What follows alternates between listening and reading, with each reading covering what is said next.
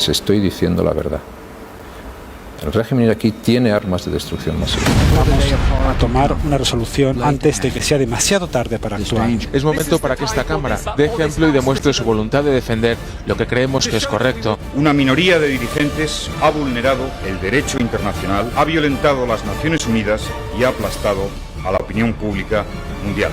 Formamos parte de una coalición por la libertad contra el terrorismo internacional.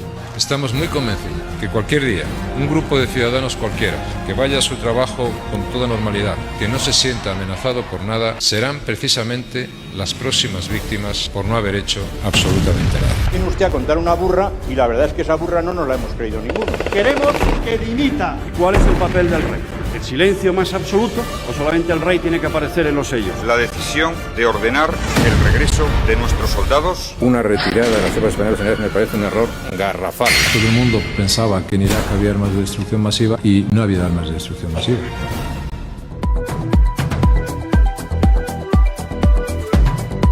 In 32 years of studying how cities fall, I have learned that the moment a capital city becomes indefensible is never the moment the enemy enters its gates.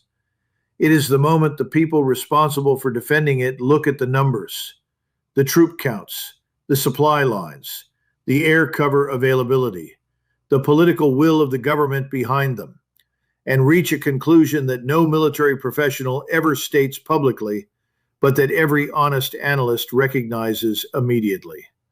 The numbers do not work. That conclusion was reached in Baghdad tonight, not by the enemy, by the defenders. At 11:19 p.m. local time, American military command in Iraq transmitted a priority message to Central Command in Qatar that will define the trajectory of this conflict for years. 4 words: evacuation protocols now active. The trigger for those 4 words was a satellite and signals intelligence picture that has been developing for 72 hours and that reached its operational threshold 6 hours ago.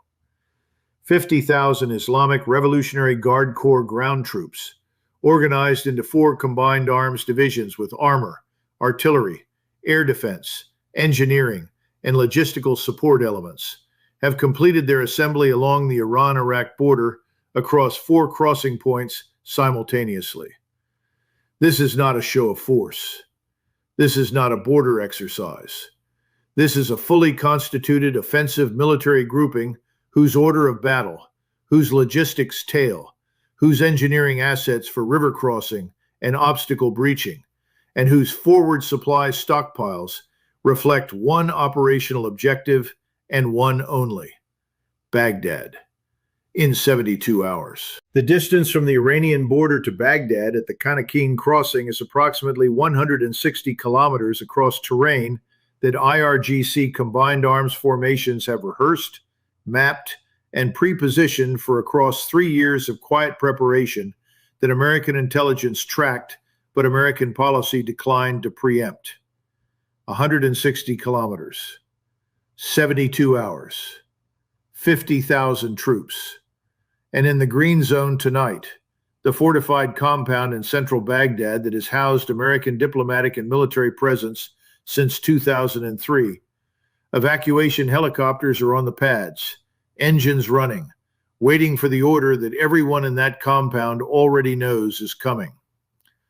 Tonight, I want to walk you through exactly what 50,000 IRGC troops on Iraq's border actually means. Exactly why Baghdad cannot be defended on the current timeline, and exactly what the fall of a capital city that American forces spent 20 years and $2 trillion trying to stabilize means for every American commitment in every theater on Earth. Tonight, I want to answer 4 questions that nobody in the mainstream defense commentary is asking with the honesty this moment demands. First, what does a 50,000-strong IRGC combined arms grouping actually look like operationally? What armor, what artillery, what air defense, what engineering capability has Iran assembled on Iraq's border? And what does the specific order of battle tell us about an offensive planning process that has been running for years beneath the threshold of American preemption? Second, Why cannot Baghdad be defended?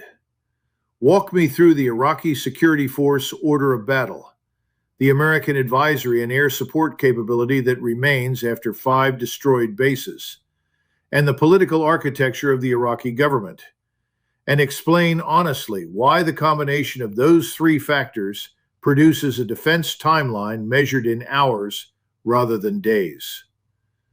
Third, what does evacuation from Baghdad actually mean operationally? How many American personnel are in the green zone?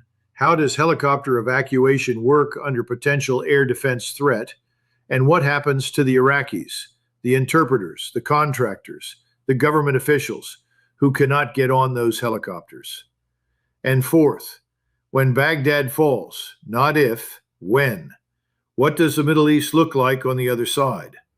What does Iranian control of Iraq's capital mean for the regional balance, for American credibility, for the governments of Saudi Arabia and Jordan and Kuwait that are watching this unfold and recalculating their own survival strategies tonight? Stay with me, because the answers to those questions describe a strategic catastrophe whose consequences will echo for a generation. If you came here for the analysis that takes the fall of Baghdad as seriously as it deserves, subscribe now.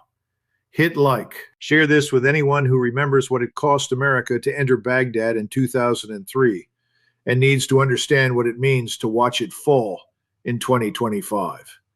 Leave your assessment in the comments. I read every one. Now let us get into this completely.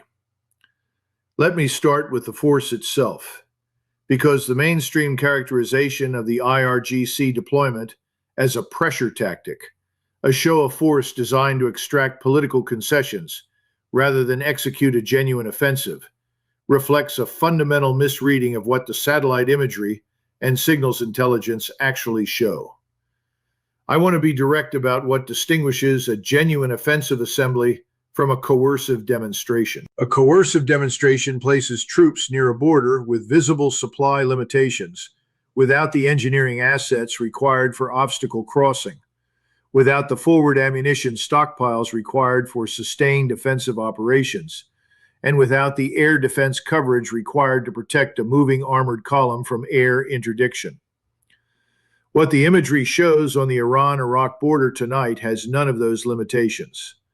The 50,000 IRGC personnel are organized into 4 combined arms divisions, not infantry formations augmented with some armor, but genuine combined arms organizations with the full spectrum of combat and combat support capabilities required for sustained offensive ground operations. The 1st IRGC Armored Division assembled at the Khanaqin Crossing Point Fields, approximately 280 T-72 and Karar main battle tanks, Iran's most capable indigenous tank design, supported by BMP-2 infantry fighting vehicles, self-propelled artillery, and the logistics tail required to sustain armored operations at offensive tempo for a minimum of 7 days without resupply.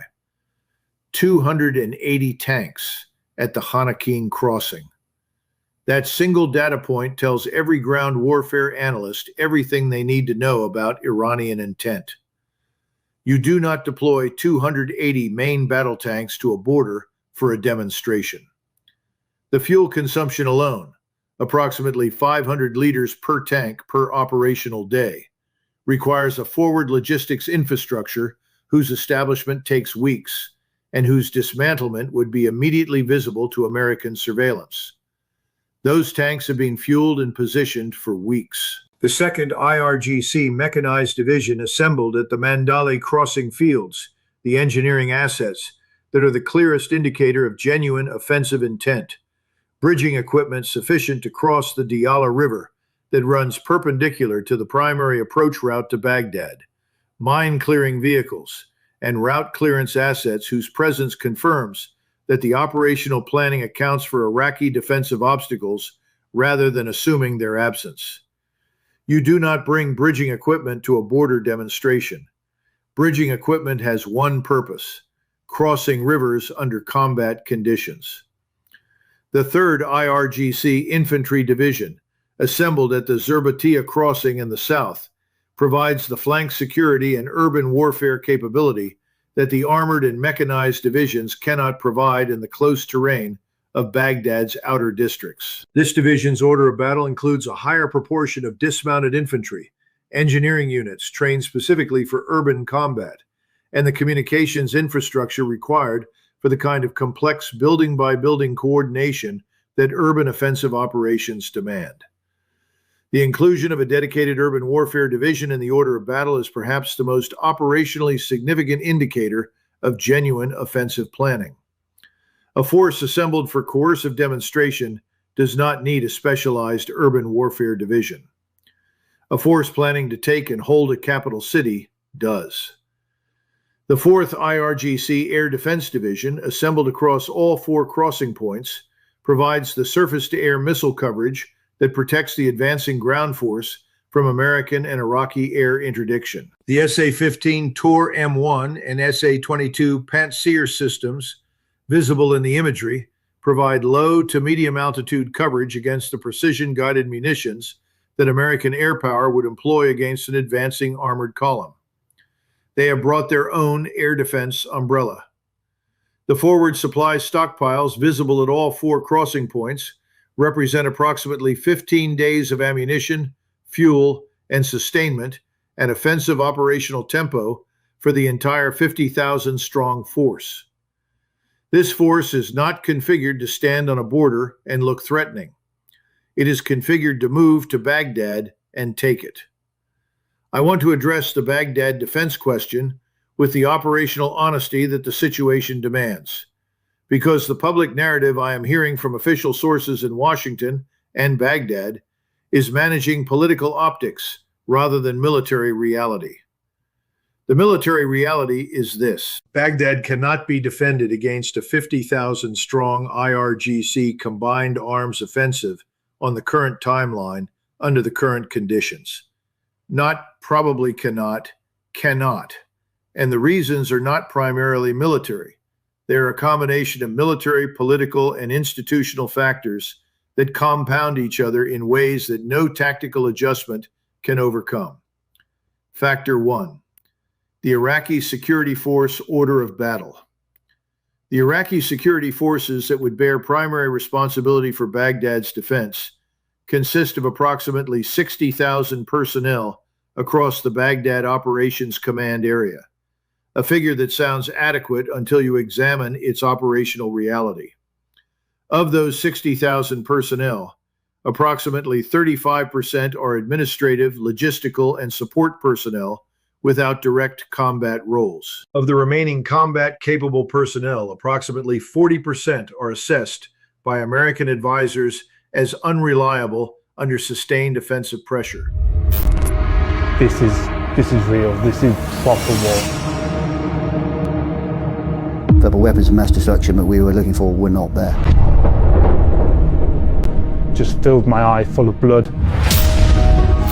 Doors of hell opening up. I have great misgivings about it now, great regrets.